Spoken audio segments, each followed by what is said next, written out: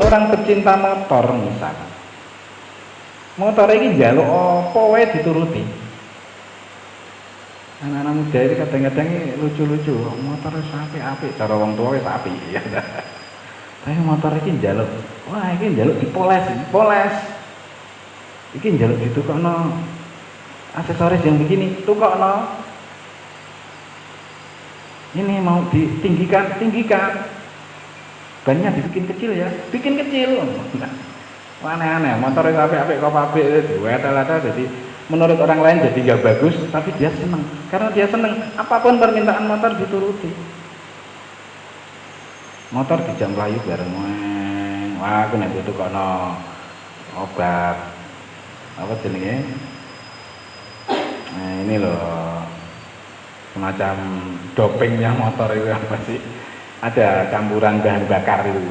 Campuran bahan bakar kalau dibelikan ini ya bisa kencang ya. Pakainya jalan raya, muar merah karuan gitu. Lewat nggone kampung ya bibeni wong melek.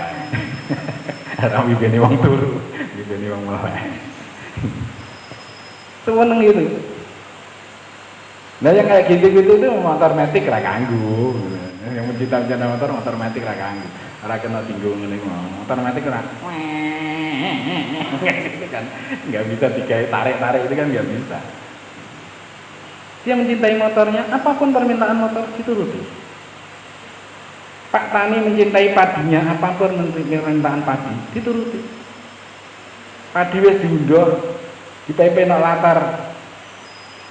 Aku rak ben garing to mbok pepe. Lah iki mendung.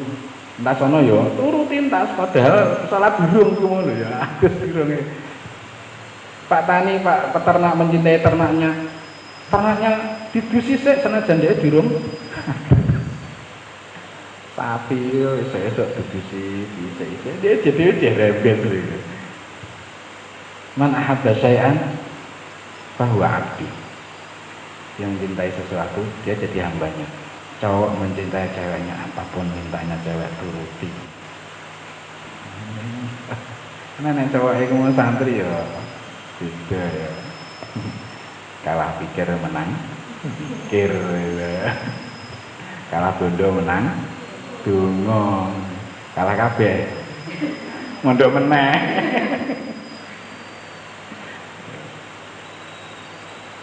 Nah, orientasi orang dari zaman ke zaman juga berubah tentang cinta itu. Standar cinta itu apa? Berubah.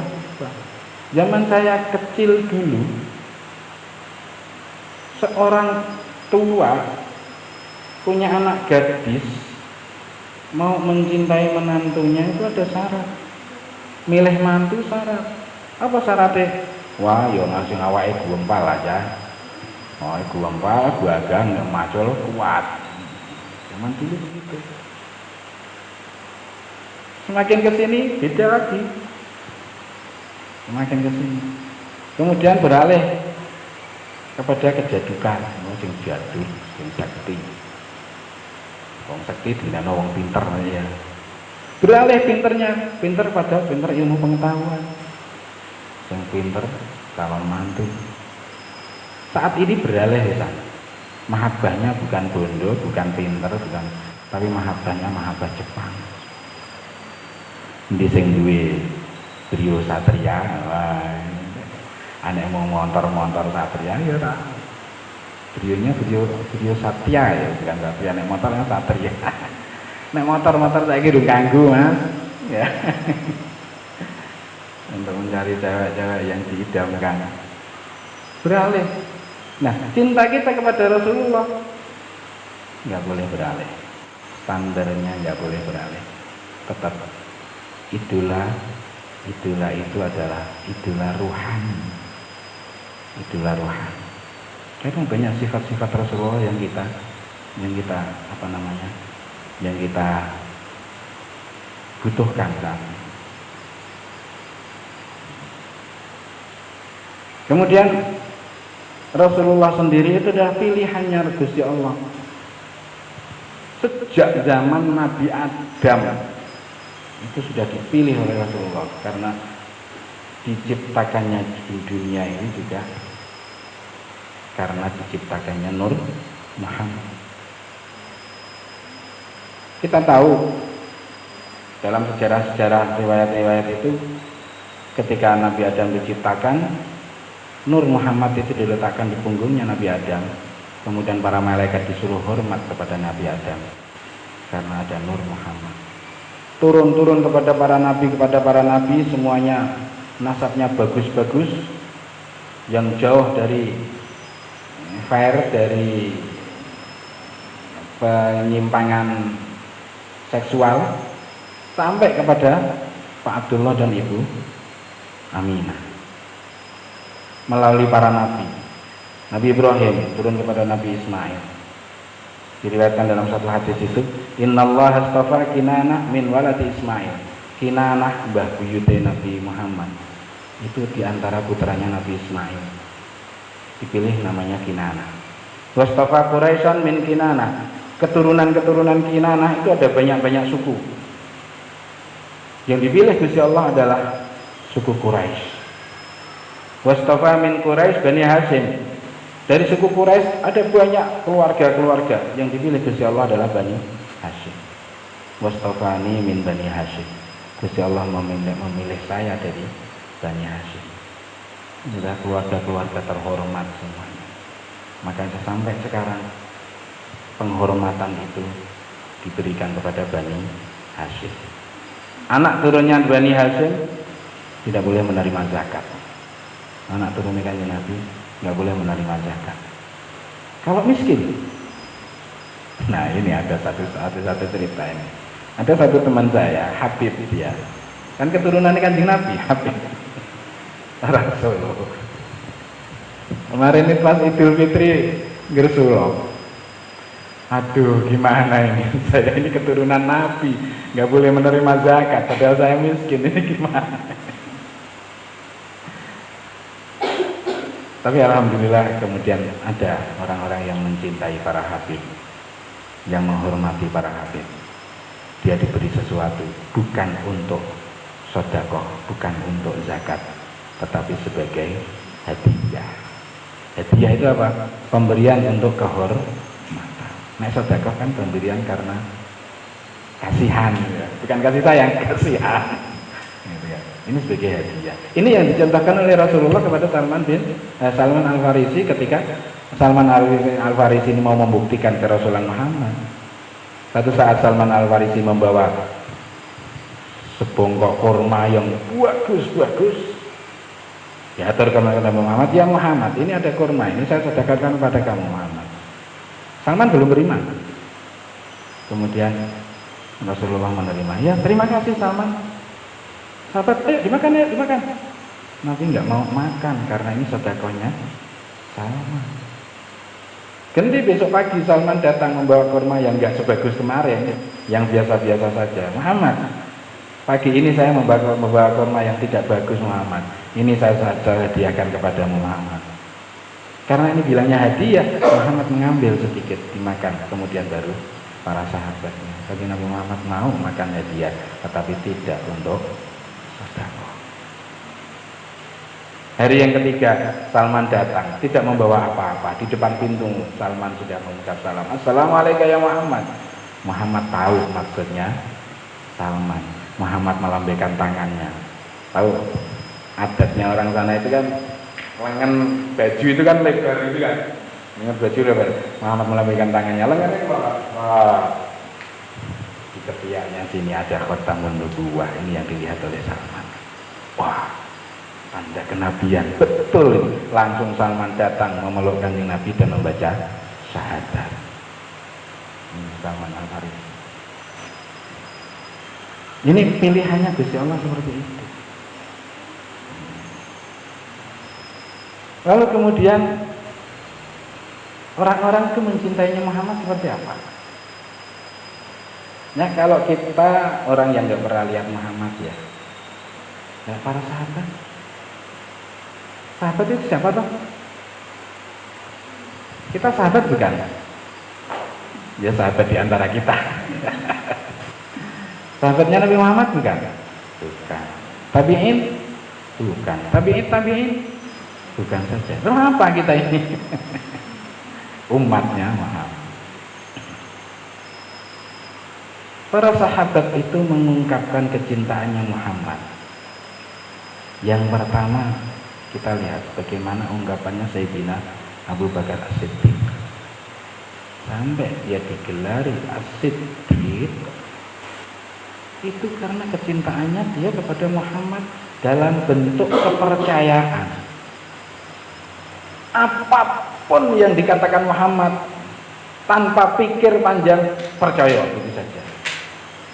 Jadi istri sama suami juga begitu harusnya. Suami sama istri juga harusnya begitu. Apapun dikatakan pasangan tanpa pikir panjang langsung percaya saja. Kalau memang mencintai. Sahabat Abu Bakar begitu. Bahkan sesuatu yang tidak masuk akal pun, gak masuk akal belas cara manusia itu GMB, gak main belas. Cerita ngarang gitu kan. Abu Bakar langsung percaya tanpa pikir, sadaqah Muhammad, bener Muhammad. Gue yakin Muhammad itu esok-esok cerita. Weh, kamu tak ceritani yo. Aku ndek bengi kok tengah wengi. Aku didiedel dada aku karo malaikat Mikael, malaikat Jibril, dirusiki, terus aku jak mlaku-mlaku ke Masjidil Haram kene tekan Masjidil Aqsa, baru munggah langit, begini banyak ceritanya setasi rabar. Terus iki mau subuh aku wis tekan masjid kene neh. Gak masuk akal, yes. Orang masuk akal. Semua orang lari dari cerita itu. Tapi Abu Bakar mengatakan, sadaqah Muhammad benar. Padahal cerita itu sama sekali tidak masuk akal. 27 Rajab itu. Ini bentuk kecintaannya Sayyidina Abu Bakar begitu. Ketaatannya juga seperti itu. Begitu Rasulullah menganjurkan orang bersedekah. Apa yang dikatakan Abu Bakar? Harta semuanya 100% untuk sedekah. Ini Abu Bakar. Tetapi akhirnya pada akhirnya Rasulullah ya membatasi, jangan begitu. Kamu punya hak, keluarga kamu punya hak, anak istri kamu punya hak, harus dibagi. Maka di Al-Quran, wala tabsudha kullal basti, jangan kamu lebarkan tanganmu selebar-lebarnya. Anak lomo ya lomo neng ojo temen-temen, artinya ojo sampai awake dhewe menderita.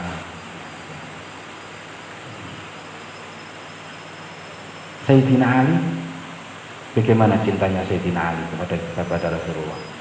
Su'ila Ali radhiyallahu anhu, kaifa kana hubbukum lirrasul? Sayyidina Ali pernah ditanya, bagaimana kecintaanmu kepada Rasul? Qala kana habba ilaina min amwalina wa auladina wa abaina wa ummahatina wa minal ma'il barid ala dhama. Kata Sayyidina Ali, Muhammad itu lebih kami cintai daripada harta kita, lebih kami cintai daripada anak-anak kita, daripada bapak kita, daripada ibu kita, daripada air dingin bagi orang yang haus. Panas, haus, terik matahari yang begitu, kita sungguh mendambakan segelas air, tetapi ini kalah dibanding dengan cintanya kepada Rasulullah. Oke lah, nah air sekarang kita bandingkan, kalau kita yang kita cintai itu siapa? Oke, kamu sekarang ini belum begitu mencintai bapak ibu mungkin, atau mencintai inilah kadang-kadang ya bantah, kadang-kadang ya ngeyel sama bapak ibu. Nanti ketika dewasa akan terasa sendiri. Yang kamu cintai itu penampilan kamu sendiri. Bagaimana saya bisa tampil cantik, saya bisa tampil ganteng, itu lebih dicintai, lebih diperhatikan. Kalah dibandingin dengan cintanya kepada Rasulullah. Anak, kamu belum punya anak, Besok punya anak, sayang kamu luar biasa.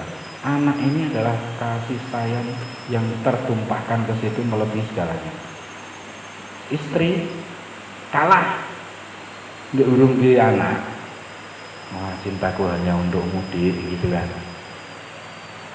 Untuk anak kepala jadi hati-hati ya. Enggak belum di anak. Itu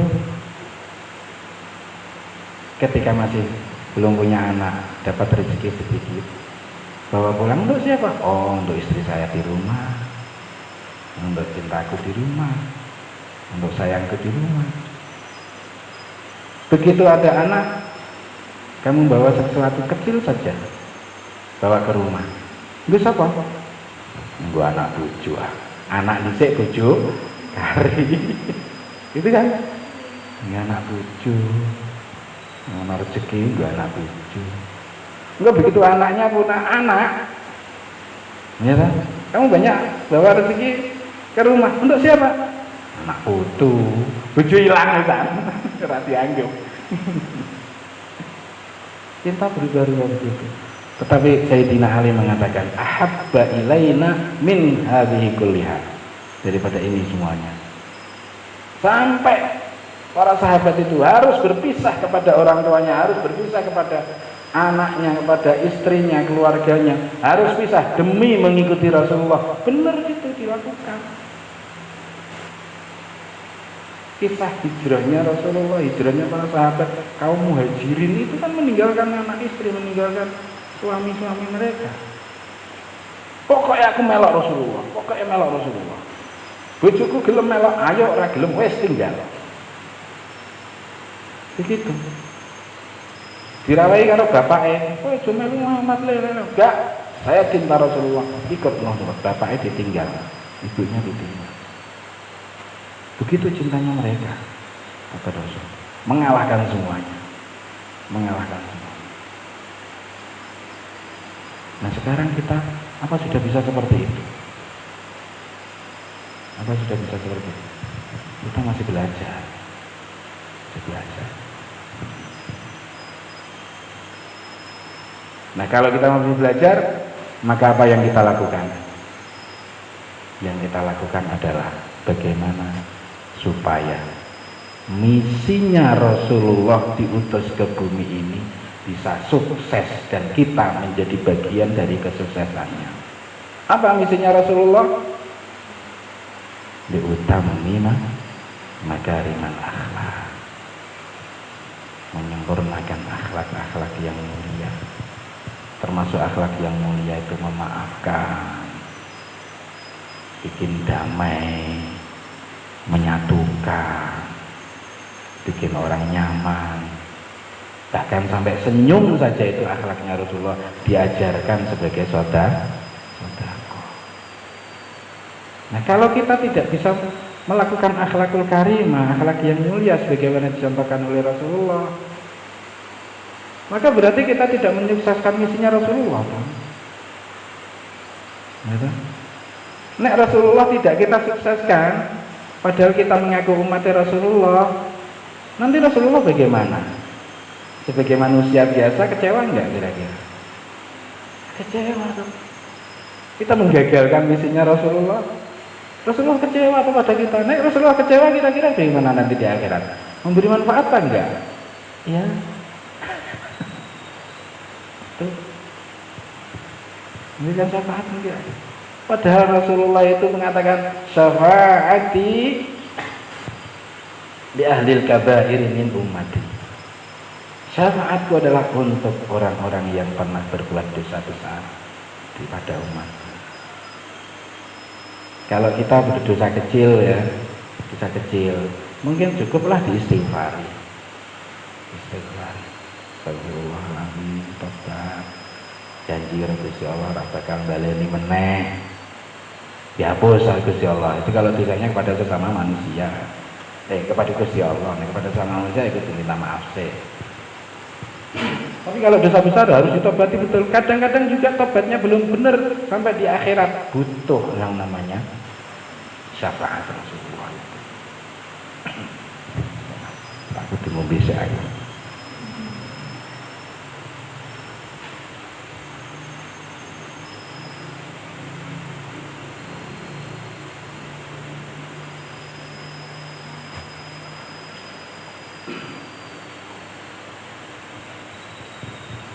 Nah kalau kita mau syafaatnya Rasulullah di hari kiamat, ya sukseskan misinya Rasulullah, sukseskan misinya.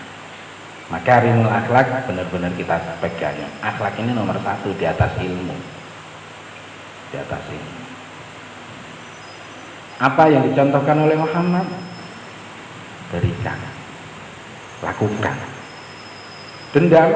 Jangan. Sabar? Iya. Tapi sabar ada batasnya katanya. Ini batasnya entek berarti wis ora sabar meneh. Gitu. Memaafkan? Iya. Ketika Rasulullah berangkat sholat diludahi orang, setiap berangkat diludahi, setiap berangkat diludahi.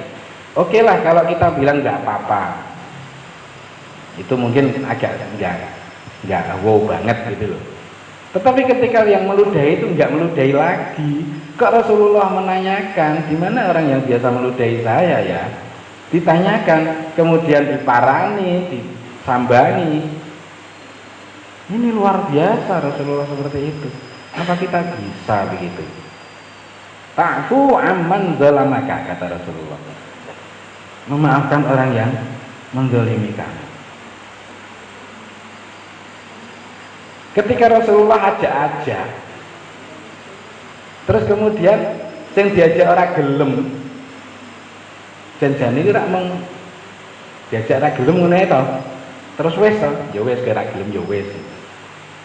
Mas Nur aja nang Surabaya, Mas nang Surabaya. Mau. Ya wis, aku mangkat dhewe. Ya enggak. Itu saja cukup toh. Tapi enggak, Mas Nur iki nyawati aku. Aja nang Surabaya, Mas. Mau, aku tak mangkat dhewe. Suwawati dia. Nek kurang ajar jenenge. Kaum Taif itu begitu. Ketika Rasulullah berdakwah di Taif, ketika mau hijrah yang akhirnya gagal itu di Taif, disawati itu sama orang-orang Taif itu, bukan orang-orang dewasa, toh anak-anak ikut balangi, dilempari batu, dilempari kotoran unta, dilempari apa sampai kaki Rasulullah berdarah itu, sambil diteriaki, oh orang gila, itu luar biasa nih Rasulullah. Jibril ora terima dengan itu, Jibril nggak terima. Muhammad, ini orang Taif luar biasa, ini jahatnya kepada kamu ini. Tak sikat ya. Muhammad jawabnya apa? Wa itu da'iyan la la'inan. Saya ini diutus untuk orang yang mengajak, sebagai pendakwah, bukan sebagai pelaknat, bukan sebagai penghujat, bukan. Biarkan mereka. Barangkali di antara mereka besok-besok ada yang beriman. Barangkali di antara anak cucu mereka besok-besok ada yang lahir beriman. Kata Rasulullah seperti itu. Nyatanya apa nyatanya? Dalam sejarah Islam kita kenal kan Amr bin As. Amr bin As gubernur Mesir diangkat oleh Sayyidina Umar. Itu siapa? Anaknya Al-As. Al-As itu musuh besarnya Rasulullah. Abu Sufyan. Tahu kan kita Abu Sufyan? Dia menghalangi Rasulullah untuk datang haji setelah Rasulullah hijrah. Itu kan Abu Sufyan. Sampai terjadi perjanjian Hudaybiyah, itu kan Abu Sufyan. Tapi Rasulullah menghargai dia. Siapa yang masuk Masjidil Haram aman? Siapa yang ketika Yaumul Fatah, hari kemenangan Kanjeng Nabi membuka kota Mekah itu, siapa yang masuk rumah ibadah aman? Siapa yang masuk rumahnya Abu Sufyan aman? Padahal Abu Sufyan itu orang kafir, dihargai Rasulullah. Ini begitu mulianya Rasulullah menghormati musuhnya. Tapi begitu Abu Sufyan mendapatkan penghormatan yang begitu dari Rasulullah, pada akhirnya Abu Sufyan beriman. Kita tahu tokoh panglima paling ganas Raja Tega, Khalid bin Walid, yang menghabisi Musailamah Al-Kadzab. Dulunya dia itu adalah orang yang ngocar-ngacir tentara Islam di Gunung Uhud, Khalid bin Walid, sebagai pembalasan kekalahannya ketika di perang Badar. Jadi rombongan dagang Mekah kafir ke Syam itu kan melewati Badar. Badar itu satu sumur yang biasa dijadikan transit rombongan Mekah. Di situ kaum muslimin mau minta balik hartanya yang ditinggal di Mekah. Nah, di situ Khalid bin Walid yang melatih umat Islam. Tapi akhirnya perang Badar dimenangkan umat Islam. Sebagai pembalasannya di Gunung Uhud, umat Islam kalah. Sing ngocar-ngacir tentarane Kanjeng Nabi, para pemanah di atas gunung itu Khalid bin Walid. Siapa Khalid bin Walid? Anaknya Al-Walid. Al-Walid musuh besarnya Rasulullah. Khalid bin Walid juga demikian. Tapi pada akhirnya Khalid bin Walid masuk Islam juga, menjadi sahabat yang mulia. Abu Jahal saja, pamannya Rasulullah, yang begitu menentang Rasulullah, anaknya yang akhirnya masuk Islam. Justru ketika Kanjeng Nabi sudah meninggal, anaknya Abu Jahal ini menjadi pembela Islam yang luar biasa. Namanya Ikrimah. Rasulullah meninggal, digantikan oleh Sayyidina Abu Bakar. Abu Bakar punya program, satu, menghabisi kaum munafik yang tidak mau membayar zakat, yang asalnya umat-umat Islam, tidak mau membayar zakat karena Muhammad sudah meninggal, dan menghabisi nabi palsu namanya Musailamah Al-Kadzab. Dikirimlah pasukan. Pasukan ini sudah disiapkan oleh Kanjeng Nabi ketika Nabi masih hidup. Panglimanya seorang pemuda 16 tahun, saya kelas di Aliyah, namanya Ikrimah. Abu Bakar tetap mengirim Ikrimah, dikritik oleh para sahabat yang lain. Bagaimana Abu Bakar? Ikrimah anak muda yang masih belum pengalaman, yang masih anak-anak kecil kok jadikan panglima. Ikrimah putranya Abu Jahal. Tapi apa yang dikatakan Abu Bakar? Saya tidak akan menurunkan bendera yang sudah dikibarkan oleh Rasulullah, yaitu Ikrimah. Dan nyatanya betul, Ikrimah bin Abu Lahab menjadi panglima, dan Khalid bin Walid yang dulunya mengocar-ngacir pasukan Islam di Uhud, di situ dia membunuh Musailamah Al-Kadzab. Doa Rasulullah, karena Rasulullah apa? Rasulullah sayang kepada umatnya yang saat itu jahat, mau ditumpas oleh malaikat Jibril, Rasulullah nggak boleh. Didoakan barangkali besok ada yang beriman, barangkali anak cucunya ada yang betul kan? Inilah yang dilakukan oleh Rasulullah. Kita bisa menyatukan bangsa Arab dalam waktu yang tidak lama. Ini yang perlu kita contoh. Kita kalau mencintai Rasulullah, coba lakukan. Man kana yuhibbu man ahabba syai'an fahuwa 'abdu. Siapa yang mencintai seseorang, mencintai sesuatu, dia jadi hambanya, menjadi budaknya. Dalam hal ini kepada Allah, kita mencintai Allah, kita menjadi budaknya Allah, menjadi hambanya Allah. Kita mencintai Rasulullah, kita menjadi orang yang paling taat kepada Rasulullah. Coba itu. Pepatah yang lain, man ahabba syai'an katsura dzikruhu. Siapa yang mencintai seseorang, mencintai sesuatu, dia banyak menyebut namanya. Kita mencintai Rasulullah, sebut sebanyak-banyaknya nama Rasulullah. Banyak-banyaklah membaca salawat. Sallallahu Muhammad. Begitu. Jadi kita jadikan Muhammad sebagai sebagai tonggak yang mengarahkan hidup kita. Bagaimana Muhammad mengajarkan kita ikuti, kita sebut-sebut nama Muhammad, sehingga nanti ketika di akhirat kita betul-betul menjadi umat yang dikagumi oleh Rasulullah. Kita paling banyak membaca salawat, kemudian Rasulullah tahu bahwa kita banyak membaca salawat, kita dipanggil. Rasulullah di surga nanti gak akan masuk surga sebelum umatnya masuk semua. Kasih sayangnya Rasulullah seperti itu. Rasulullah selalu melihat saat ini Rasulullah sudah meninggal. Hayati khairun lakum wa mati khairun lakum, kata Rasulullah. Hidupku itu lebih baik bagi kamu, dan matiku juga lebih baik bagi kamu. Apa baiknya? Ketika aku hidup, aku bisa mengarahkan kalian sekalian, bisa menyampaikan aturan-aturan Gusti Allah, menyampaikan syariat. Dan matiku lebih baik bagi kamu. Ketika itu kita bisa. Ketika saya melihat amal kamu, kata Rasulullah, saya memuji Gusti Allah, amalnya yang baik. Ketika amal kalian itu jelek, Gusti Rasulullah itu mintakan ampun kepada kita.